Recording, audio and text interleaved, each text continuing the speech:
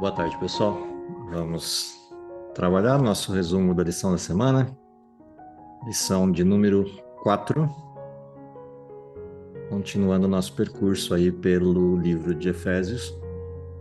Hoje, especificamente, iniciando o capítulo 2 da carta aos Efésios. Para isso, se alguém pode me ajudar com o título da lição e o verso. Como Deus nos resgata. Verso para memorizar. Mas Deus, sendo rico em misericórdia, por causa do grande amor com que nos amou, e estando nós mortos em nossas transgressões, nos deu vida. Juntamente com Cristo, pela graça, vocês são salvos. Efésios 2, 4 e 5. Perfeito.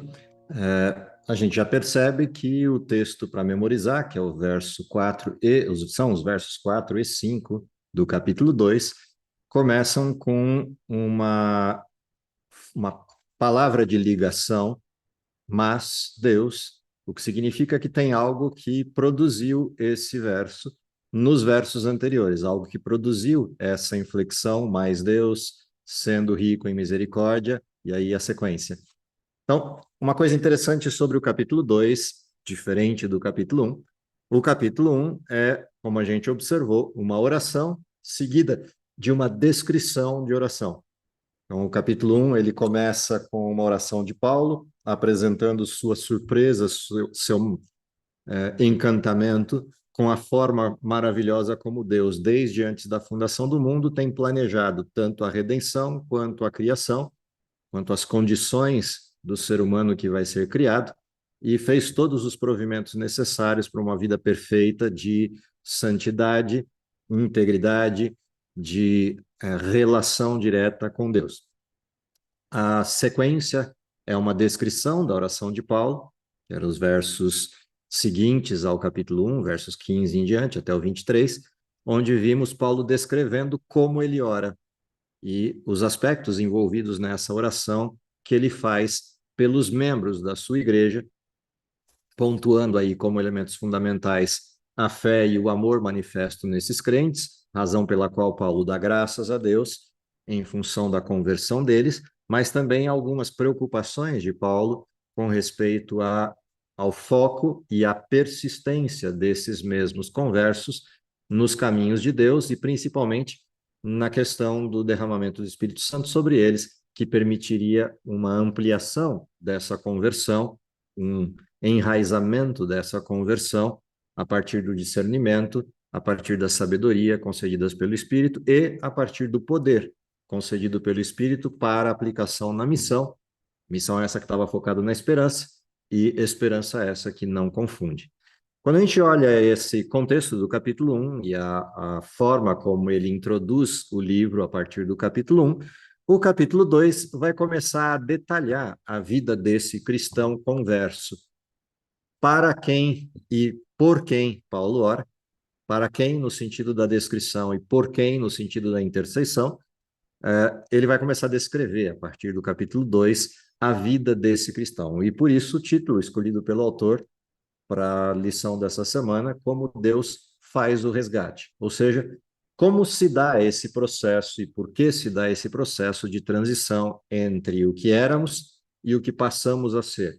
Entre os pecadores que éramos, no sentido da perdição do pecado, e a conversão e consequente justificação que ocorre a partir de Cristo. Esse é o enfoque desse título geral para essa semana e basicamente aí dos textos de versos 1 a 10 na carta de Efésios, capítulo 2. Vamos à carta, abre lá no capítulo 2 e vamos numa leitura sequencial, já que o texto é curtinho, a gente pode, a partir do texto, fazer o nosso percurso. Então, capítulo 2, versos de 1 a 10, começando aí pelos 3 primeiros versos, versos de 1 a 3, que apresentam a razão pela qual o verso para memorizar dessa semana começa com mas Deus. Então vamos ler o versos de 1 a 3 para este contexto. Se alguém puder me ajudar com a leitura, Efésios capítulo 2, versos de 1 a 3, e a gente comenta um pouquinho sobre o que está apresentado nesses textos. Vocês estavam mortos em suas transgressões e pecados, nos quais costumavam viver quando seguiam a presente ordem deste mundo e o príncipe do poder do ar, o espírito que agora está atuando nos que vivem na desobediência. Anteriormente, todos nós também vivíamos entre eles, satisfazendo as vontades da nossa carne, seguindo os seus desejos e pensamentos. Como os outros, éramos, por natureza, merecedores da ira. Olha que interessante o que Paulo faz aqui. Ele começa a apresentação do capítulo 2 descrevendo uma condição. Condição essa que ele coloca no passado, daí a forma como o texto apresenta essa condição. E essa condição que ele enxerga no passado passou por uma transição, e essa transição produziu aquilo que os membros da igreja por quem Paulo ora são agora. Então ele começa pontuando algo que ele já disse antes. Se a gente lembrar da oração do capítulo 1, a oração tem como ponto central a redenção, a forma como Cristo atuou para que nos livrássemos do pecado. Por isso ele começa com a mesma afirmação. Ele nos deu vida, estando vós nos vossos delitos. E aí ele começa a descrever a condição. Duas coisas que Paulo faz aqui, duas palavras, inclusive, que ele usa aqui nessa introdução, e no nos versos 4 e 5.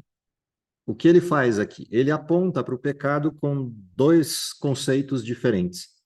Ele usa uma palavra para pecado aqui no verso 1 e usa uma outra abordagem para pecado ali nos versos 4 e 5.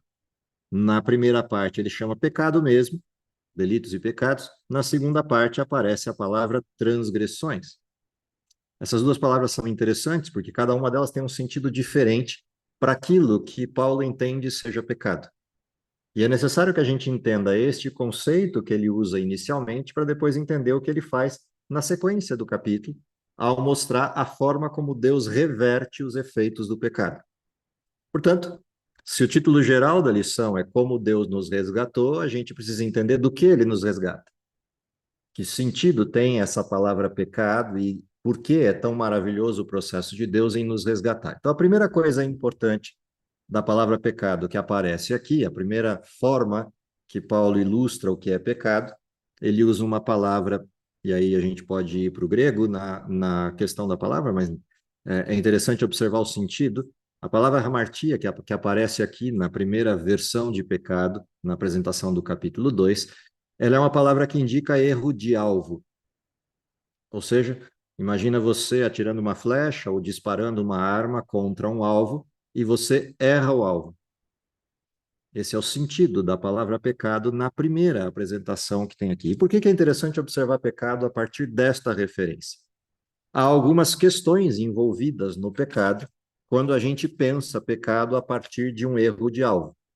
A primeira situação é a gente até pode estar mirando na direção correta, mas não usa o ferramental correto, ou não usa o treino correto, ou não usa a dedicação e a atenção correta. E quando isso acontece, a gente erra o alvo.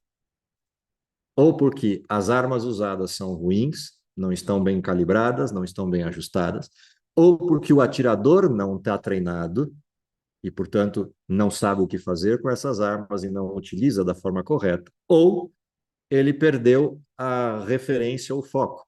E, portanto, pode estar com a arma perfeita, pode ter feito o treino, mas desviou o foco. E, ao desviar o foco, erra o alvo. O que significa, portanto, quando a gente observa essa definição de pecado, que muitas das vezes a gente pode ter uma situação em que esse erro de alvo está ligado a um conceito equivocado que a gente tem, inclusive da gente mesmo. Por exemplo, a gente pode imaginar e se comparar, enquanto vida cristã, com pecados crassos, abertos e profundos descritos no mundo em que vivemos, no ambiente em que vivemos. E ao nos compararmos, por exemplo, com um traficante, com um líder corrupto, com um assassino, com um ladrão, confesso, quando a gente se compara com esse tipo de apresentação de erro ou de pecado, pode acontecer o fato de a gente, nesta comparação, se julgar melhor do que eles. E neste julgar melhor do que eles, a gente passa a usar inadequadamente as armas que temos disponíveis para o percurso da salvação. exatamente por nos acharmos melhores do que outros, em circunstâncias de forma crassa bem piores do que aquela que nós achamos nós mesmos temos, erramos o alvo. Erramos o alvo no sentido de que a gente baixa a guarda, uma vez que se acha melhor do que outro, e ao baixar a guarda começa a cometer delitos que nos encaminharão para o mesmo destino daqueles com quem a gente se comparou. E isso tem a ver com esse sentido de pecado, de erro de alvo. Ou seja, você faz as coisas achando que está indo para uma direção e está indo para outra. De certa maneira, isso nos lembra um salmo, como referência, ou textos de Salomão em Provérbios, como referência, que tratam dessa questão de caminhos. O mais clássico dos textos, talvez, só para usar um texto curto e não um texto longo, seja a referência de a aparência de caminhos, que parecem caminhos direitos e corretos e terminam em morte. Isso tem a ver com erro de alvo, tem a ver com essa questão de você enxergar equivocadamente as coisas. E esse é o primeiro sentido de pecado que aparece aqui na primeira abordagem de Paulo. O curioso é que quando ele usa essa definição de pecado, a sequência do texto vai dizer nos quais, ou seja, nos quais erros de alvo andastes outrora segundo o curso deste mundo. Então, quando erramos o alvo, erramos o caminho, o destino está errado. E ele usa isso como sequência do texto. Andando outrora segundo o curso deste mundo e segundo o príncipe da potestade do ar, do espírito, que agora atua nos filhos da desobediência.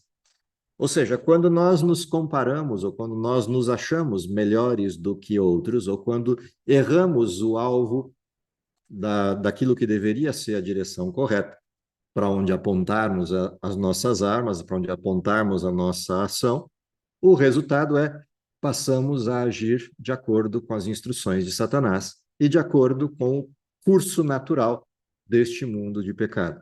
O resultante disso, verso 3, entre os quais também nós andávamos. Ou seja, olhamos para o lado de fora, julgamos o lado de fora como um lado mau e, consequentemente, nos julgamos como melhores que, corremos o risco de estarmos andando como eles sem saber. E aí a advertência é: nós estamos do lado de cá porque conhecemos Cristo e aceitamos Cristo. Mas se perdemos a visão correta das coisas, erramos o alvo e passamos a andar como outrora andávamos. Portanto, há uma advertência cruzada aqui. Ao mesmo tempo que ele exalta o fato de que Deus nos deu vida e que estávamos mortos no pecado, há o risco de que, pelo erro de alvo, voltemos a estar mortos no mesmo pecado. Então vem o verso 4, que aí sim faz sentido dentro desse contexto.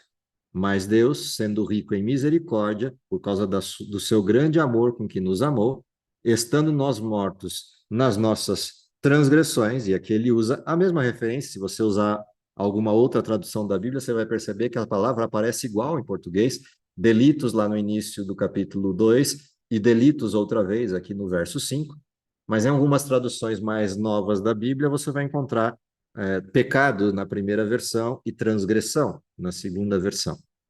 E aí o que é transgressão? Transgressão tem a ver com uma coisa diferente de errar o alvo. Transgressão é um ato um ato de maneira mais deliberada, em que se apresenta dentro do contexto da palavra transgressão outra abordagem. Qual é a abordagem? Cair, resvalar e cair, tropeçar e cair, escorregar e cair. E esse escorregar e cair, ou cometer um erro de forma deliberada, tem a ver com um outro aspecto da palavra pecado. Na primeira parte da palavra pecado, como um desvio de foco ou um erro de alvo, há uma questão de desatenção, uma questão de perda de foco em algum momento, ou até uma questão de julgamento envolvido equivocado. Nessa segunda palavra, há um ar de negligência materializado nessa expressão de transgressão. Portanto, essa negligência traz um caráter um pouco menos acidental e um pouco mais intencional, voltado a essa questão do desleixo ou negligência.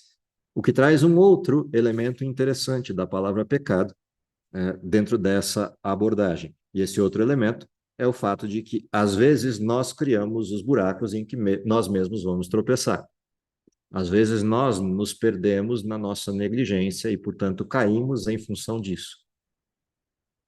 O que significa que a junção desses dois olhares diferentes de pecado nos coloca numa condição bastante complicada, bastante deplorável na existência nesse mundo.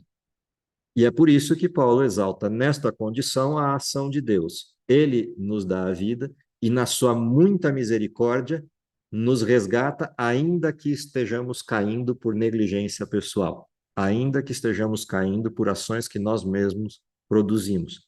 Ele, na sua misericórdia, sendo rico em misericórdia, por causa do seu grande amor em que nos amou, estando nós mortos nessa condição de transgressão, nos dá vida juntamente com Cristo, pela graça, sois salvos. Portanto, entender salvação dentro deste conceito de pecado é interessante para a gente perceber o que é essa ação deliberada de Deus em nos resgatar. Ou seja, ele resgata o nosso foco, ele resgata a nossa condição, ele nos perdoa, ainda que pecadores, nos convida para voltar para o trilho, ainda que tenhamos escorregado para fora do trilho por uma questão deliberada nossa de negligência. A sua misericórdia nos alcança apesar de nós mesmos, apesar de quem somos. Outra coisa interessante desse olhar para pecado, quando a gente começa a aprofundar os termos apresentados aqui no capítulo 2, nessa introdução, é o que o pecado produz em nós. A lição vai tratar disso um pouquinho em alguns dos seus tópicos na semana, como, por exemplo, a lição de segunda-feira, ao falar da ilusão dos nossos desejos e a forma como Deus nos resgata a partir disso. O que é interessante observar aqui, quais são os efeitos do pecado nestas duas condições de pecado? O pecado no sentido de desvio de alvo, o pecado no sentido de transgressão. Quais são os efeitos colaterais disso na nossa vida? Então, a primeira referência interessante desses efeitos colaterais é que o pecado rouba algumas coisas de nós, dentre elas a inocência. Isso aconteceu com Adão e Eva, quando a gente olha o início da história do pecado, e eles perdem a inocência com que viam o mundo, a inocência com que viam as coisas. O pecado nos rouba a inocência, nos torna sujeitos de olhos corrompidos, e a gente passa a olhar com estruturas de juízo, estruturas dificultosas de julgamento, que de alguma forma criam laços que depois nos amarram ao longo do processo e nos desviam o foco.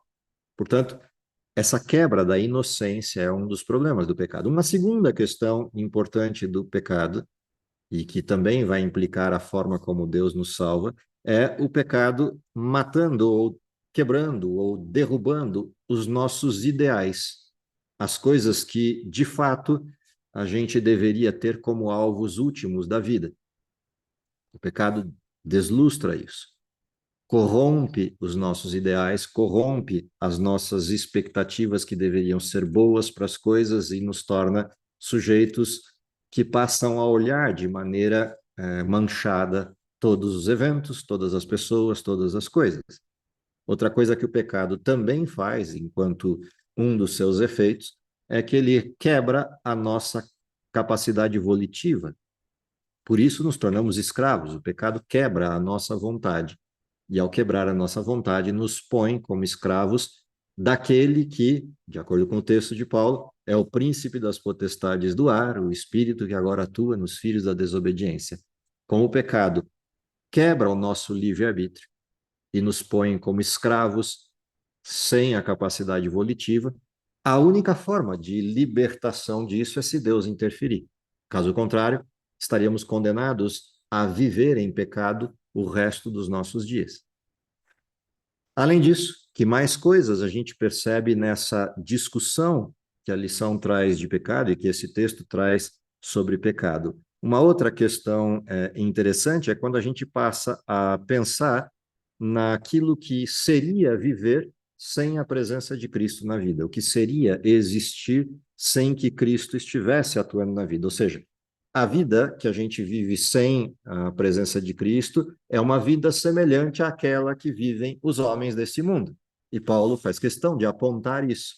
Vocês andavam outrora do mesmo jeito que andam os que estão no mundo, manifestando essas inclinações vindas da carne, a vontade da carne e dos pensamentos que, de alguma forma, moldam a natureza dos filhos deste mundo. Portanto, a primeira característica percebida naqueles que vivem sem Cristo, uma vez que o pecado produz aqueles três efeitos, mata a nossa inocência, altera a nossa capacidade volitiva e a destrói, tirando-nos o livre-arbítrio, e também rouba os nossos ideais últimos de existência, consequentemente, nossa noção de identidade e propósito. O efeito disso é a gente passa a andar como todo mundo. Andando como todo mundo, o que mais a gente percebe nessa vida? Estamos à mercê do príncipe das trevas. Somos filhos do diabo, uma vez que não mais filhos de Deus. Resultado terceiro, a gente começa a perceber que há uma vida que está presa ao ato de desobedecer, uma vida de rebelião, uma vida de rebeldia completa. E, por fim, é uma vida que, de alguma forma, está presa, condicionada aos desejos da carne. Isso significa, então, dizer que todo aquele que é filho do diabo está condenado à prática e ao desejo das coisas que o diabo deseja. E é nesse sentido que ficamos iludidos, como a lição de segunda-feira vai abordar, iludidos nos nossos desejos. É um ciclo vicioso que se repete indefinidamente, a menos que Deus entre nesse círculo e bloqueie essa ação. E aí a gente começa a entender qual foi a ação misericordiosa de Deus em reverter tudo isso, ou seja, aonde Deus atua para que tudo isso se restaure. Então, se por um lado o pecado nos rouba a inocência, a primeira coisa que Deus faz é recuperar nosso senso, nossa percepção das coisas. Ainda que o pecado resida em nós, ele recupera uma parte dessa visão, o que nos permite agora olhar de maneira dupla os fenômenos, uma natural e a outra sobrenatural. E aquela das formas de olhar que a gente alimentar vai ser a que dominará a nossa existência. Essa é uma questão importante do que a gente percebe na sequência do texto. Então, vamos à sequência do texto, a partir do verso 6, ver como é que termina a análise de Paulo nesse capítulo 2. E juntamente com ele nos ressuscitou e nos fez assentar nos lugares celestiais em Cristo Jesus, para mostrar nos séculos vindouros a suprema riqueza da sua graça, em bondade para conosco, em Cristo Jesus. Porque pela graça sois salvos, mediante a fé, e isso não vem de vós, é dom de Deus, não de obras, para que ninguém se glorie, pois somos feituras dele, criados em Cristo Jesus para as boas obras, as quais Deus de antemão preparou para que andássemos nela. Ok? Portanto, como é que Deus faz para resgatar aquilo que se perdeu? Percebe? Nós perdemos ideais, perdemos inocência, perdemos vontade. Como é que Deus resgata isso, uma vez que isso foi produto da nossa própria escolha? Uma coisa interessante é Deus não pode resgatar aquilo que nós mesmos escolhemos. O que ele pode fazer é recuperar a possibilidade de que a gente decida se quer continuar nessa condição ou mudar de condição. E isso, para que essa oportunidade chegue, é necessário que Deus faça algo, uma vez que ele é inocente, ele não perdeu sua inocência, ele faça algo que nos permita recuperar. Então, a descrição que Paulo faz dos versos 6 até 10 mostra alguns desses aspectos. O primeiro desses aspectos, qual é? Quando a gente olha aqui, o verso 6, juntamente com ele, nos ressuscitou e nos fez assentar nos lugares celestiais. O pecado causou morte, como efeito último de todas essas consequências. O que Deus faz? Resgata a vida. É como se Paulo fosse lá no fim da história e olhasse o fim da história para aquele que decidiu por Deus. Mas não me interessa o fim da história, não porque eu não o queira, mas me interessa saber como é que eu chego lá. Ou seja, como é possível que eu seja ressuscitado em Cristo? uma vez que eu vivo em pecado. Então ele continua para mostrar o como, ele continua para mostrar o processo antes disso. Ele vai lá no fim, mostra a esperança final, e aí volta para mostrar o caminho. Quando ele volta para mostrar o caminho, dentro dessa explicação que ele faz do caminho, ele diz assim: para mostrar nos séculos vindouros a suprema riqueza da sua graça em bondade para conosco em Cristo Jesus. Ou seja, aquilo que vai acontecer no final é fruto, é produto da graça. Ainda que tudo dê certo, nós continuaremos não merecendo. Portanto, é graça. Ninguém vai chegar no céu, bater no peito e falar, eu consegui. Não. Qualquer um que entrar no céu vai bater no peito e dizer, ele conseguiu, apesar de mim. Ele conseguiu, apesar de quem eu sou, de quem eu era, de quem eu fui. Portanto, há uma inversão de modelo aqui. Quando Paulo olha para essa inversão, olha o que ele coloca na sequência. Porque pela graça sois salvos, mediante a fé. E isso não vem de vós, é dom de Deus. Portanto, a primeira coisa interessante é, para que eu recupere os ideais, para que eu recupere a vontade, para que eu recupere a inocência, o elemento fundamental é fé. E o processo é graça. O elemento fundamental do qual eu dependo é fé, de que aquilo que Deus fez na cruz e aquilo que Deus fez enquanto processo redentivo teve efeito. E dentro dessa condição, eu aceite esse sacrifício. Aceitando, então, sim, pela graça somos salvos. Isso tem uma estrutura de percurso, e aí ele diz: pela graça sois salvos, mediante a fé, isso não vem de vós, é dom de Deus, não de obras, para que ninguém se glorie. E aqui começa uma questão importante. Se perdemos as coisas anteriores, inocência, ideais, vontade, as nossas obras passam a ser obras más. No mundo em que vivemos, produzimos pecado. No mundo em que vivemos, desviamos o foco, erramos o alvo, nos rebelamos, escorregamos e caímos. Na redenção, o que ocorre?